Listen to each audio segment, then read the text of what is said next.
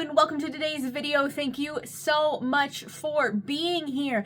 Today, I have actually guessed correctly in the previous video what my video was going to be today. Today is a Trinkets to Side Quest. Yes. If you don't know what Trinkets to Side Quest is a series that I started on TikTok, then I moved over to YouTube.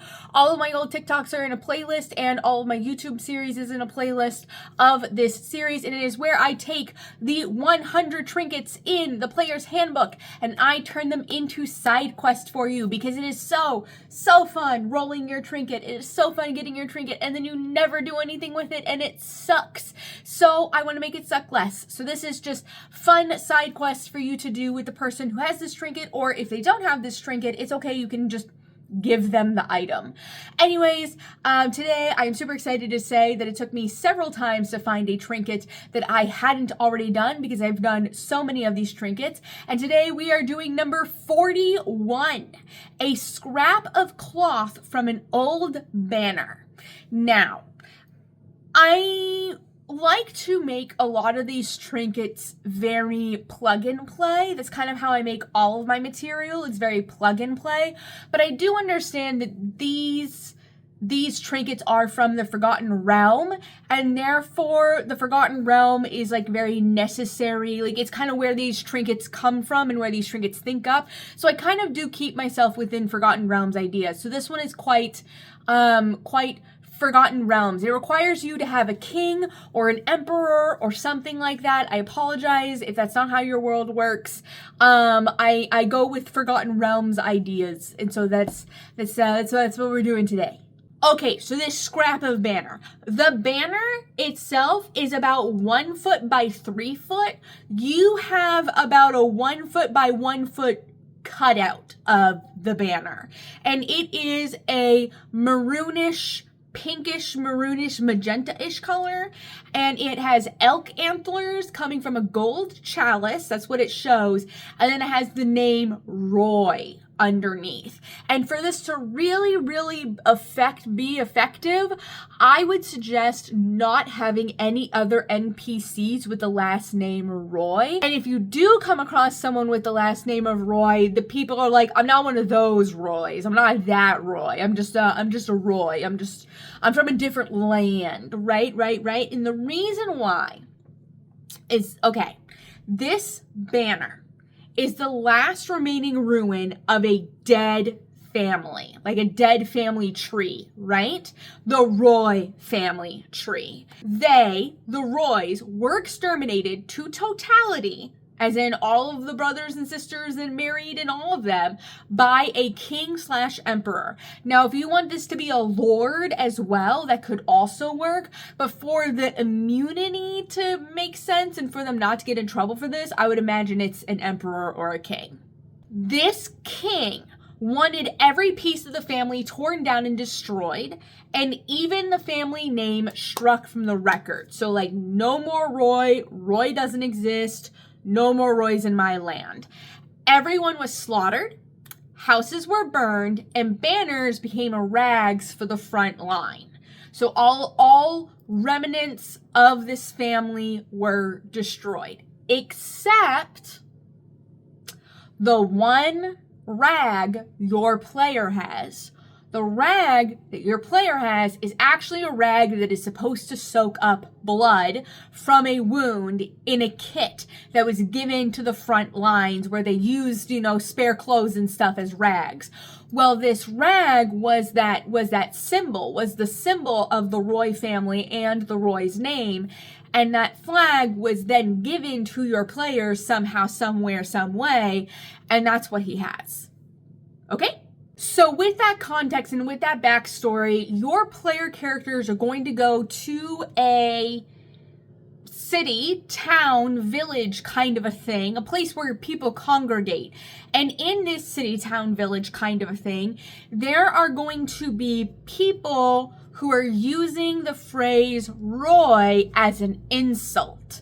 So it's like, don't be a Roy, or you're too much like a Roy, or like, he's gonna come get you like he got the Roys. Like, it is insultive to call someone a Roy. And as the Dungeon Master, it is imperative that you either make the player with the flag make a history check, or just straight up tell them the only place you've ever seen the name Roy or heard the name Roy is that flag, is the flag. Because the thing is that somebody has to see that flag. Somebody has to see the name Roy on that flag and see the chalice with the elk antlers, right? Once your players show someone that, inquire about Roy, whatever, the town's kind of go hush hush. The town's going to go hush hush. And they're going to be like, are you new in town? Are you not from here? And you're going to be like, yes. And they're going to be like, there was a family of the Roys a long time ago who used to be very good friends with the king. But the rumor is that they betrayed the king in some way that nobody knows, and the king went apeshit and slaughtered them all. And you're going to be like, wow, that's crazy because I have this flag. When they see the flag, feelings are going to change and the room is going to shift. And it's going to be a little more like the conversations are being had in silence around you, that the players are unaware of what is going on. They know the conversations are happening in looks and gestures and code, but they don't know what the code is leading to.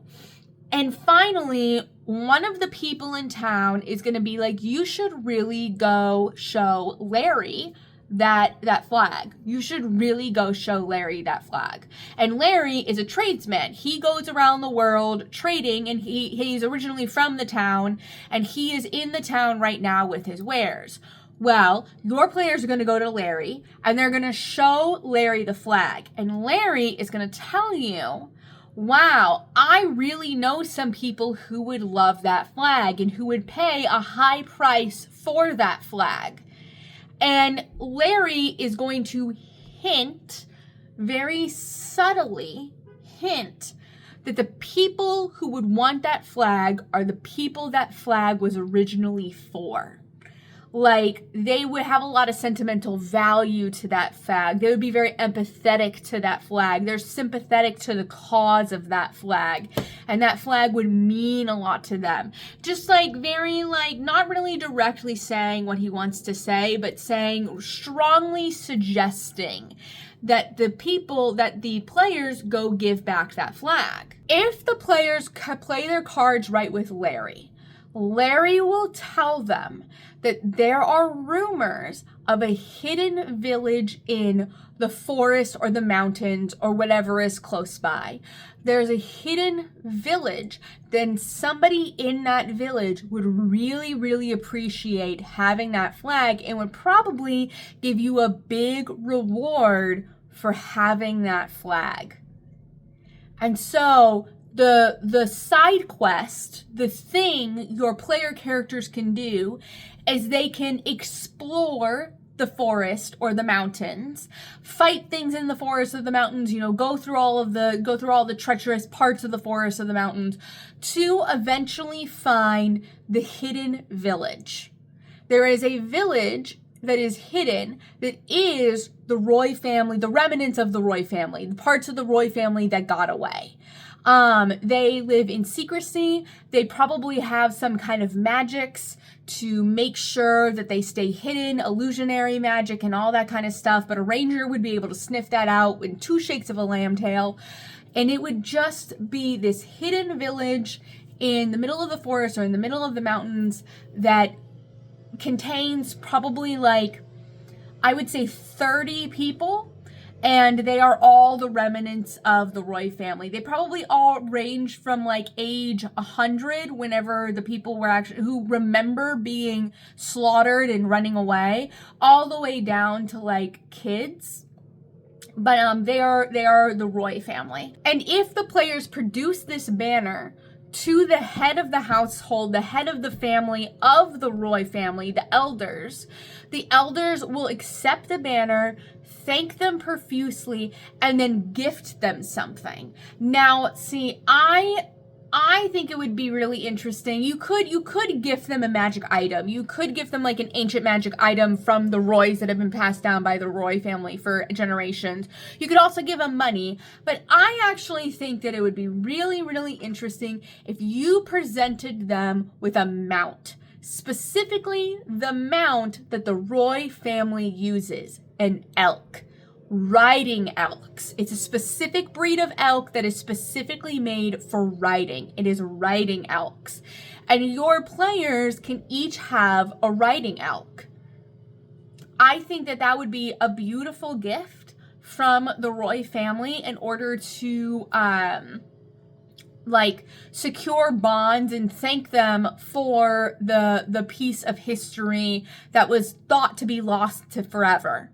So this is my idea for number 41. I do want to stress though that the like side quest part of it, the adventure part, is getting to the village. That is the adventure part. Because in D&D, there's 3 branches, there's 3 pillars to D&D, right? There is fighting, there's role play, and there's exploratory. And I don't think that we explore enough in D&D. I think that's kind of been swept to the side.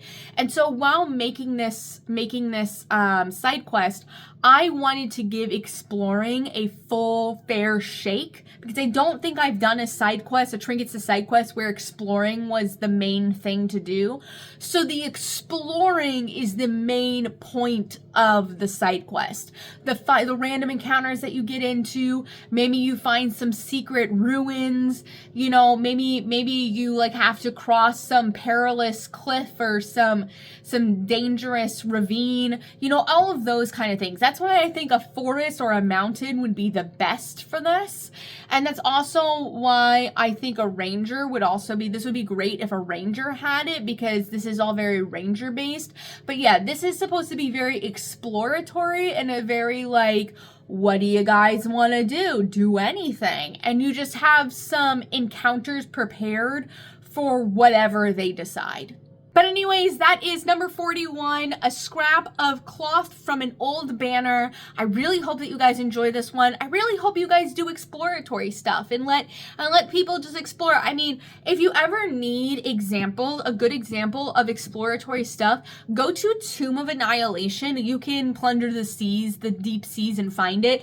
But go to Tomb of Annihilation and see how they do exploring the jungle with the hexes and stuff. It is a fantastic idea, and it is a fantastic thing to incorporate into D&D whenever it is appropriate, of course, whenever it is appropriate. But it is just a really fun little side thing that you can do in D&D that really makes you feel more involved and opens up the world a lot more. So get your little noodles wheeling and come up with some fun exploratory things that they can do. That's gonna do it for me. That was my Trinkets to Side Quest. That was my video for the week. I appreciate it so much. Thank you so much for being here. I will be back next week, of course. I'm not going to predict what I'm going to be back next week with, because I never know what I'm going to be back with, but I'll be back with something next week. I appreciate your faces oh so much. You are always welcome at my table, and I will see you in the next video. Bye!